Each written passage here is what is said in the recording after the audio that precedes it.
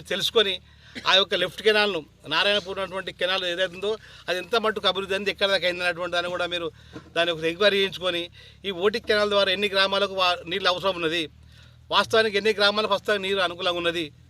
దాన్ని మీరు ఎందుకంటే ప్రస్తుతం ప్రభుత్వం వాస్తవానికి ఆర్థిక పరిస్థితులు ఉన్నాం కాబట్టి మేము రైతులందరూ సంఘటితం ఏకమై మాకు వద్దని చెప్తున్నాం కాబట్టి మీరు దీన్ని స్పందించి వెంటనే ఓటీ1 మీరు మంజూరు దాన్ని రద్దు చేయాలని మేము ప్రభుత్వాన్ని కోరుతున్నాం.